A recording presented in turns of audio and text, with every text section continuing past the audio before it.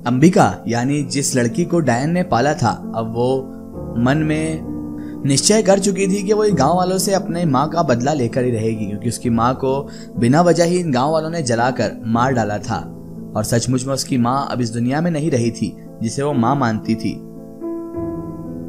अब उसने निश्चय कर लिया था कि इन गांव वालों को निस्तो नाबूद करके ही वो दम लेगी। अंबिका इसी वजह से नाम बदलकर उसी गांव में बच्चों के साथ रहने लगी। अंबिका गांव में ही लोगों के यहाँ जाकर साफ सफाई करना और काम में हाथ बटाकर कुछ पैसे अर्जित कर लेती थी, जिससे उसका गुजर बसर हो चुके, क्योंकि अभी गांव वालों को ये पता नहीं था कि ये वही डायन की बेटी है जिसे उसने बेमौत मार दिया है। गांव वालों ने मिलकर उसकी माँ को मौत के घर उतारा था, इसलिए वो बदला लेने के लिए अब यहाँ पर अंबिका नाम बदल कर रह रही थी। वो सिर्फ एक ही चीज चाहती थी, वो थी गांव वालों की बर्बादी। अब अंबिका धीरे धीरे गांव वालों के साथ मिलती घुलती जा रही थी। उसने सबके यहाँ काम करना, साफ सफाई करना और हाथ बटाकर पैसे कमाना भी सीख लिया था। धीरे धीरे वक्त गुजरता गया और अब वो पूरे 18 वर्ष की हो गई थी, लेकिन गांव के किसी भी व्यक्ति को ये भनक तक नहीं लगी थी कि ये उसी डायन की बेटी है जिसे हम लोगों ने जिंदा जलाया है, और ये भी एक डायन विद्या जानती है। अंबिका इतने दिन गांव में रह चुकी थी कि अब वो गांव की हर चीजों से वाकिफ हो गई थी। और जहां तक बात है गांव के बच्चों की, तो वो तो अंबिका से बहुत लगाव रखते थे। वो ज्यादातर समय अंबिका के साथ ही बिताया करते थे। अंबिका ने शुरू से ही बच्चों को ही टारगेट किया था। उसने सोच लिया था कि इस गांव के बच्चों पर ही कुछ ऐसा किया जाएगा कि पूरे गांव वाले परेशान हो जाएंगे और इन्हें मालूम पड़ेगा किसी को बेमौत मारने का क्या नतीजा निकलता है। इसलिए अंबिका शुरू से ही बच्चों के साथ घुल मिल रही थी और उनके साथ खेलना, उनके साथ टाइम बिताना, ये सब अंबिका की रोजमर्रा की जिंदगी थी। बहरहाल अंबिका अब उस उम्र में आ चुकी थी जब वो इनसे अपना बदला ले सकती थी। 18 वर्ष की उम्र में ही अंबिका इतनी समझदार हो गई थी कि कोई सोच भी नहीं सकता था कि एक बच्ची इतनी तेज हो सकती है। वो तो बचपन से अपनी माँ से डायन के हर गुण सीख रही थी। उसकी माँ के मरने के बाद वो डायन की गुण सीखना नहीं छोड़ी। वो हर एक क्रिया करती गई जैसा कि उसकी माँ ने उसे बताया था, और अब वो इन सब चीजों को लेकर बहुत परिपक्व हो गई थी, बहुत पक्की हो गई थी, और वो ये समझ चुकी थी कि अब वो पक्की डायन बन चुकी है।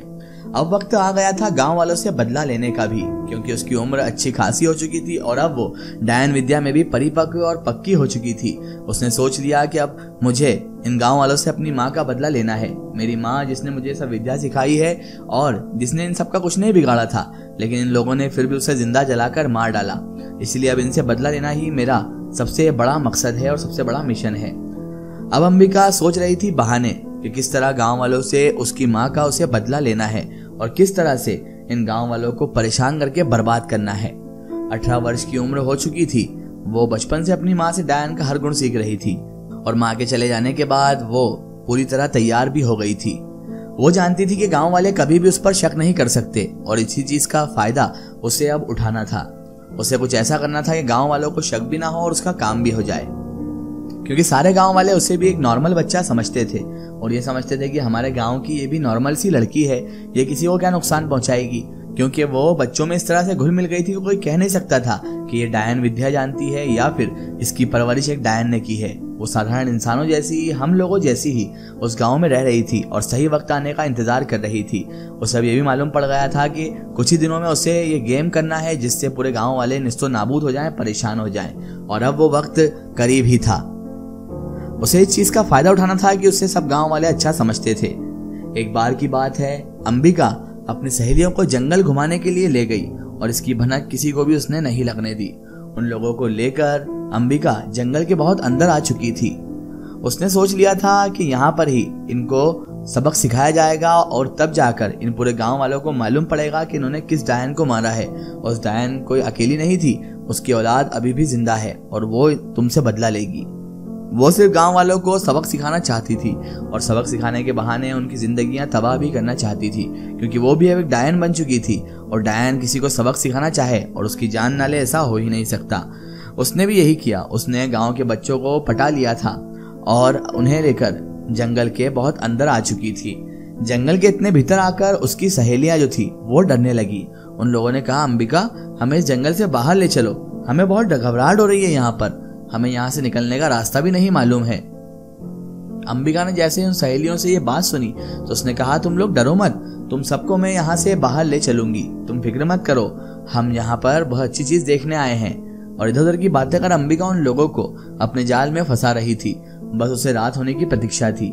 जैसे ही रात होगी तो वो अपनी डायन शक्ति के बल पर इन सबको सबक सिखाएगी। धीरे धीरे शाम होने लगी। उसकी सहेलियों को समझ आ गया कुछ बात तो जरूर है। आखिर अंबिका को ये घना जंगल इतने अच्छे से कैसे पता है? ये जरूर हम लोगों के साथ कोई खेल खेल रही है।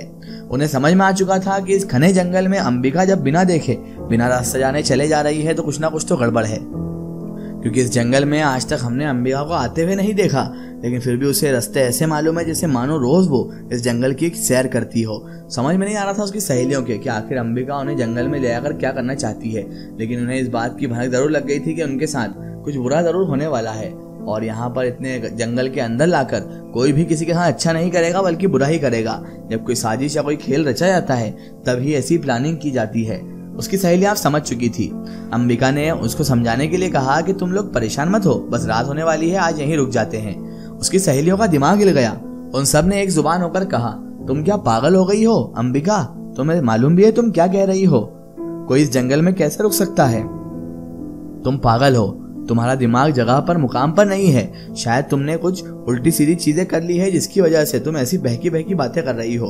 तुम रुको इस जंगल में, हम नहीं रुकेंगे। इस जंगल में अगर जंगली जानवर आ गया तो हम लोगों को जिंदा खा जाएगा और तुम यहाँ रुकने की बात करती हो।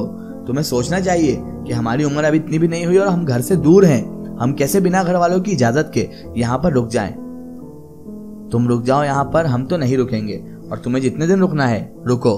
तुम्हारा तो घर बार है नहीं, लेकिन हमारे घर बार हैं और हमारे माता पिता हमारी परवाह भी करते हैं और वो परेशान हो जाएंगे अगर हम घर ना गए। इसलिए हमारी तुमसे मेहरबानी करके दरखास्त है, इल्तिजा है कि तुम एक काम करो, हमें जंगल के बाहर तक का रास्ता बता दो।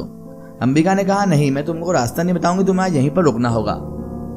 तो उसने कहा, हम तो नहीं रुकेंगे, हम सब यहाँ से जा रहे हैं और तुम्हें रुकना है इस जंगल में तो तुम रुको और इस जंगल में भूखे जानवरों का शिकार बन जाओ। हम तो यहाँ से घर चले जाएंगे। और इतना कहकर उसकी सहेलियां जाने लगी। तभी अंबिका ने अपने पास एक कागज की पुड़िया निकाली और उसे हवा में उड़ा दिया। उस पुड़िया को हवा में उड़ाते उसकी सारी सहेलियां मूंछित हो गई और वहीं जमीन पर गिर गई।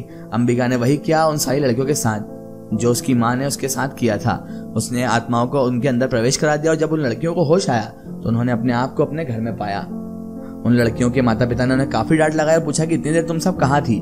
तब उन लड़कियों ने जवाब दिया कि हम लोग तो यहीं थे, कहीं नहीं गए थे। उनकी याददाश्त चली गई थी, उन्हें कुछ भी याद नहीं था उनके साथ क्या हुआ था।